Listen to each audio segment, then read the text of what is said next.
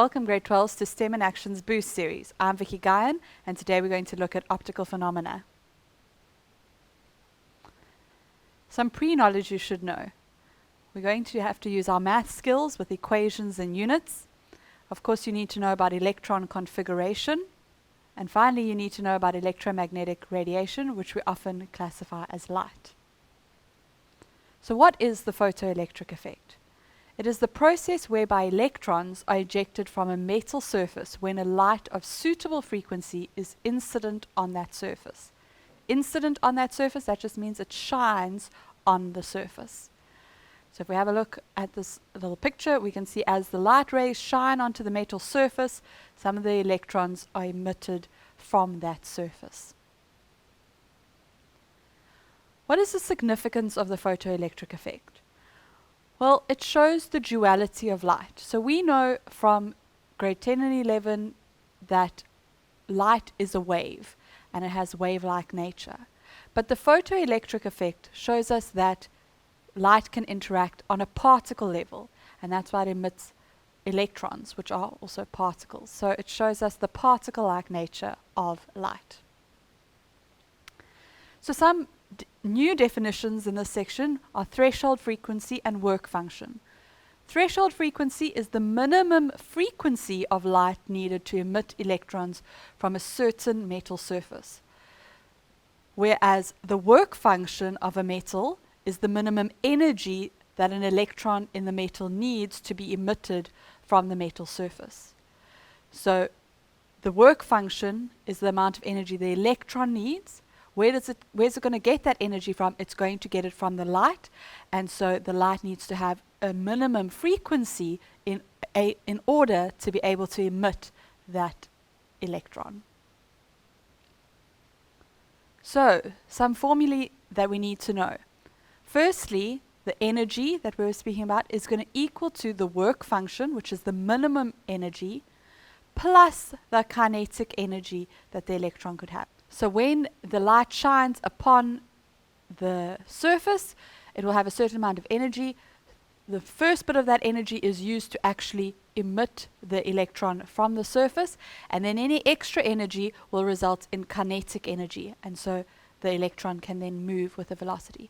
Notice there we have EK max, so it's the maximum kinetic energy that the electron could get, but it could get any variable of that less than that. Remember also that energy, E, is equal to hf, h being Planck's constant and f being the frequency of the light. So the energy of the light is going to equal Planck's constant times by the frequency of the light.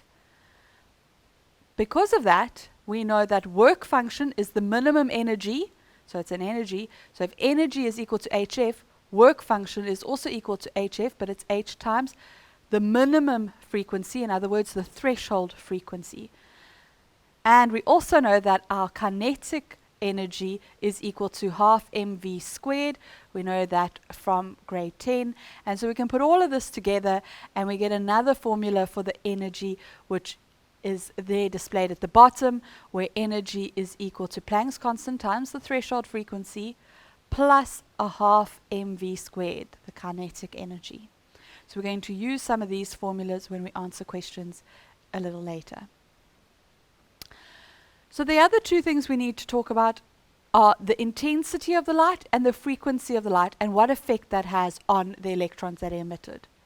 So because the energy is equal to the work function plus the kinetic energy, we can see that if we increase the frequency of the light, remember that energy is equal to hf, so if we increase the frequency of the light, we are increasing the energy of the light, and so there will be more kinetic energy of the electrons. So the maximum kinetic energy that the electrons can get will then increase if we increase the frequency of the light. On the other hand, if we look at the intensity of the light, intensity refers to generally the brightness of the light. If we increase the intensity of the light, that will increase the number of electrons that are emitted and not have an effect on the kinetic energy. Let's have a look at a little PhET simulation to see these two things demonstrated. Right, so here we have our light bulb shining onto our metal surface over here. At the moment the intensity is 0. In other words, the light bulb is off. So what we can do is we can just increase our intensity there, and as soon as I increase our intensity, we can see that we get more electrons being emitted, and the more we increase it, the more electrons we're going to see being emitted at a higher intensity. On the other hand, if we keep the intensity constant and we have a look at the light that we are shining, the electromagnetic radiation, at the moment we're on around 400 nanometers wavelength. And so if we decrease the wavelength, remember that wavelength and frequency are inversely proportional. So if we decrease wavelength, we are in fact increasing the frequency. So let's have a look at what happens when we do that. Okay. So now we can see that those electrons are definitely coming out with a higher maximum kinetic energy. Notice not all of them have the same kinetic energy. Remember that was maximum, but we can see that there is definitely an increase in the velocity of the majority of those electrons being emitted. Okay, so then we need to talk about our spectra. We get absorption spectrums and we get emission spectrums. Firstly, let's talk about the absorption spectra. Absorption spectra are formed when certain frequencies of light are absorbed by a material. And so that energy of the light is taken in. And so these photons, another name for the particles of light, are absorbed when their energy is exactly correct to raise an electron from one energy to another. So we take the energy in and it moves an electron from one energy level up to the next higher energy level. And so we get a picture like this, where we can see that there has been energy absorbed in. On the other hand, if we have a look at emission spectra are formed when certain frequencies of light are emitted by a gas. So this is energy given out, emitted, as a result of the electrons in the atom dropping from a higher energy to a lower energy level. And so if it's dropped to a lower energy level, where did that extra energy go? It was emitted out, and so we get our pattern of our emission spectra. The patterns that we get are specific to a specific gas. So for example, this is the emission spectra of hydrogen. Notice that here you just get color at certain frequencies and not a whole spectrum like in the absorption. So if we compare them, this is the emission spectrum for hydrogen at the top and the absorption spectrum of hydrogen at the bottom. And you can see where they actually kind of match up together. So for the emission spectra, where we get the color, that is shown on the absorption spectra by the black vertical line. So the two spectra are inverses of each other. Vraestel, dis nou vraestel 2 wat die chemie vraestel is. So kom ons lees wat vra hulle van ons hier. 'n Waterstofbroom. Question 11 says, 11.1, a teacher in a science class explains how different types of spectra are obtained. The teacher uses the simplified diagrams shown below for the explanation. Then we can have a look at the diagram. So we can see in the first diagram here, we've got a hot gas and light given out to give spectrum Y. And then here we've got a glowing bulb going into a cold gas and we're getting spectrum Z. So name the type of spectrum of 11.1.1, Y. So spectrum Y here, we can see that light is being emitted, given out. And so that is an emission spectrum. So we can go 11.1.1, emission.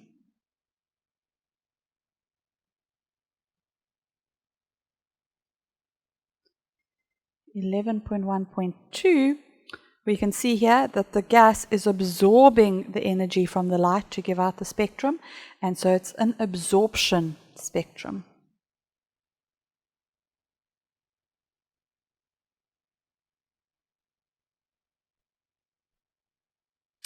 Okay, let's move on to question 11.2.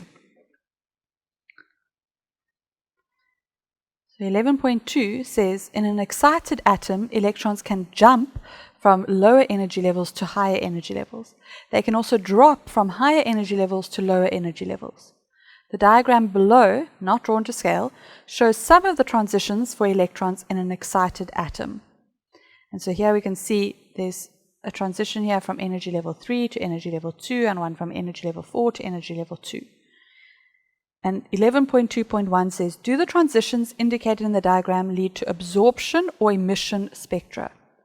So what we've got to have a look at is what's happening with our energy. We can see on this side it says increasing energy. So they are moving from higher energy to lower energy. They're moving from higher to lower energy. They now have less energy themselves, so the extra energy was given out. So it's an emission spectra. Okay, that extra energy gets emitted, so emission.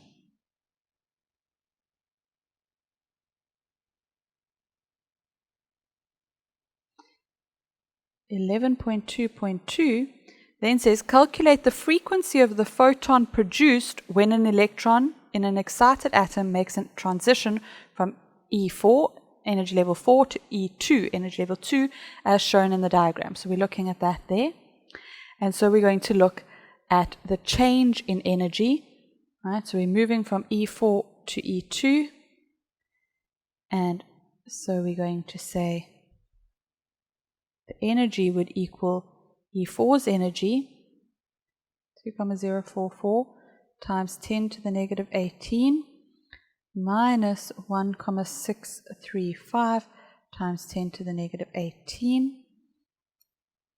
So we've got 2.044 times 10 to the negative 18, minus 1.635 times 10 to the negative 18. And so we get 4,09 times 10 to the negative 19 joules. Some of you might be thinking that normally when we're looking at a change, we say final minus initial.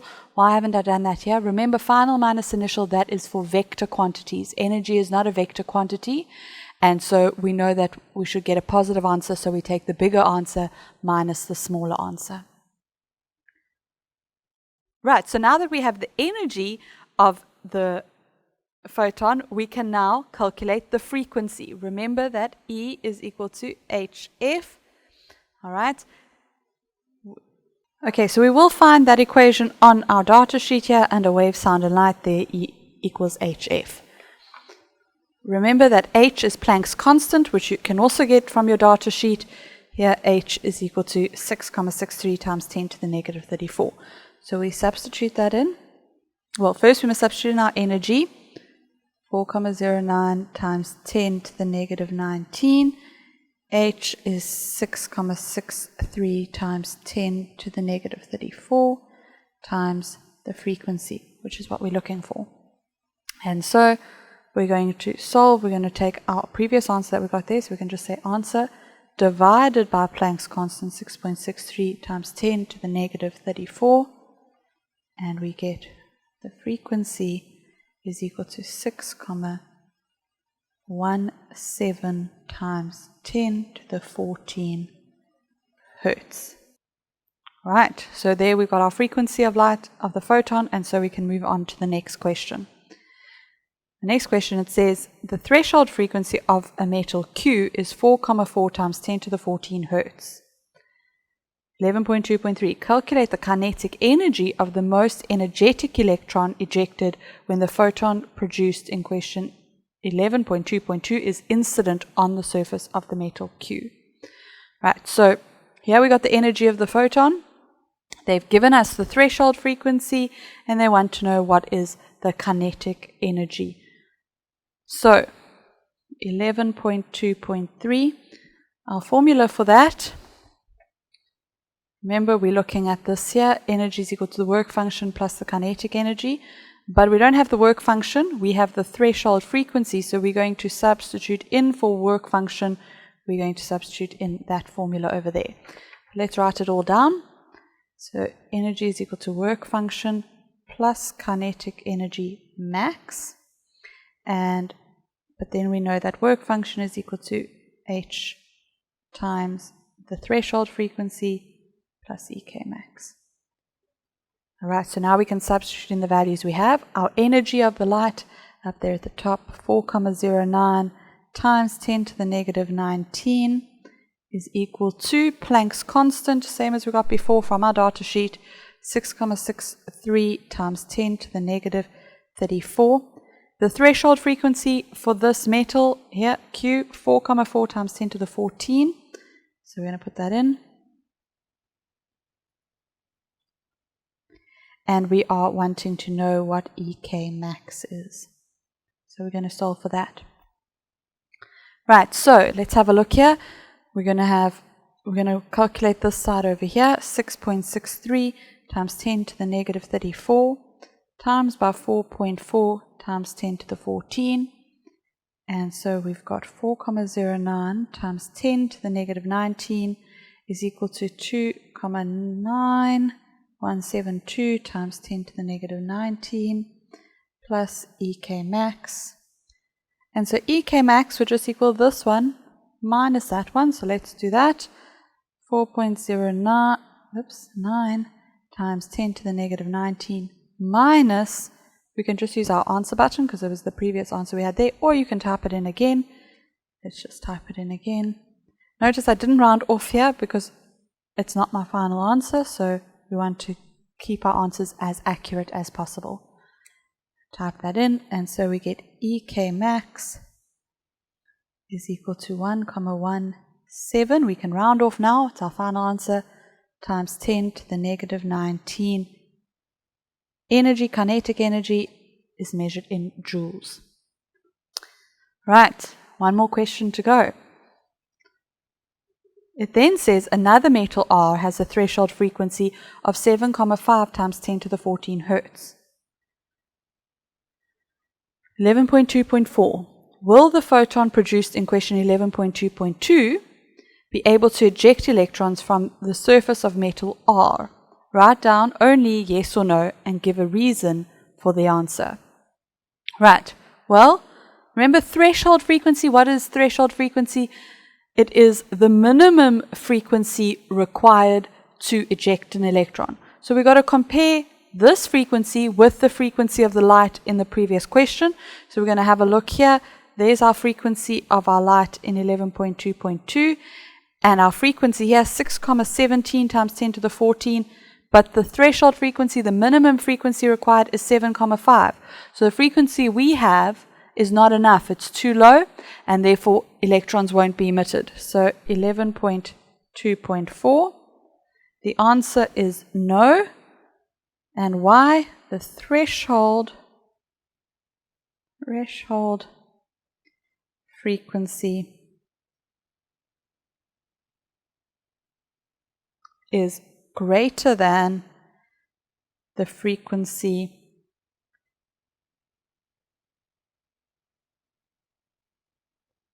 of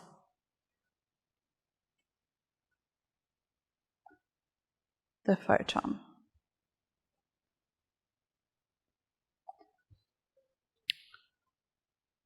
That brings us to the end of our application question from November 2017, question 11. It also brings us to the end of optical phenomena. We look forward to seeing you at the next episode.